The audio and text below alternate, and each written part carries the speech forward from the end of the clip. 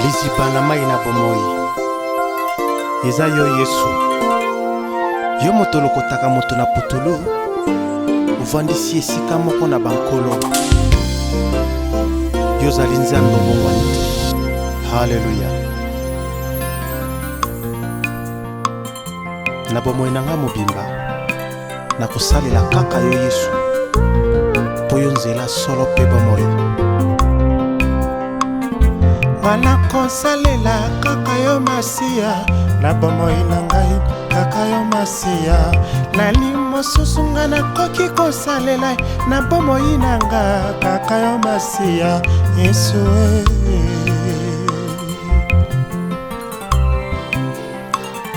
ngana koyembela kaka yo Masia, na bomoi na ngai kaka yo Masia. Nani mosusu nga nakoki koyembela na bomoi na nga kaka yo Masia. Yesu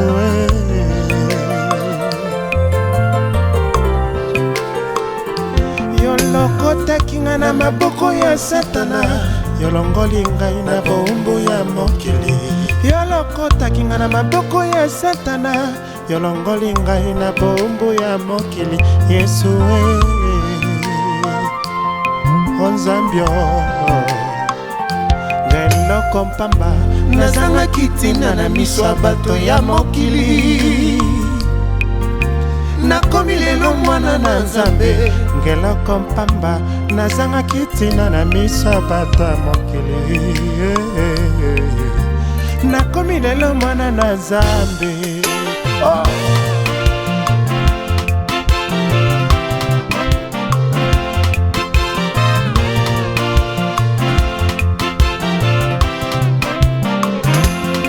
Kolo Yesu nakobanga eloko te. Kolo Yesu Nzambe oyo nakobanga eloko te. Ata banguna langa batelemi ye nakobanga eloko te. Ata mokili lobinga pichu nakobonga te Nzambe nakobanga eloko te. Elikela nga napesila yo Nzambe, bomoi na nga nakabila yo. Sunganga mwana na yo naumela nakobanga yo. Kolo Yesu nakobanga eloko te. Kolo Yesu Nzambe oyo nakobanga eloko te. Ata mokili lobinga nakobota te Nzambe nakobanga eloko te. Ata baseki nga na bitela Yesu yo nakobanga eloko te. Ata balobi nga nakobota te Nzambe nakobanga eloko te. Elikila nga napesi na yo Nzambe, bomoi na nga nakabila yo. Sunganga mwana na yo naumela nakobanga yo.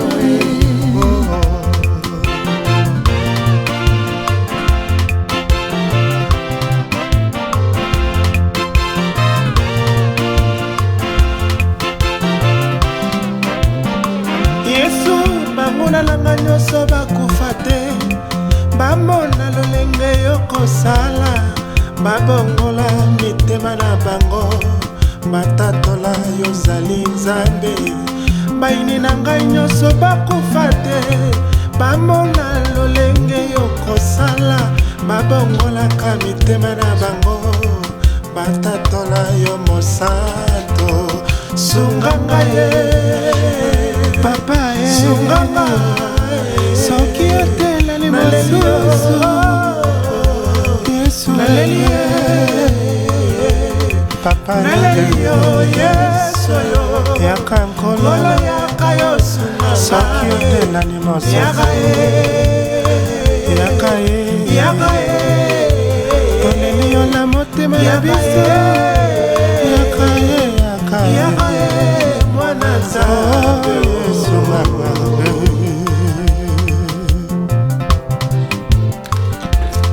Kolo Yesu nakobanga eloko te.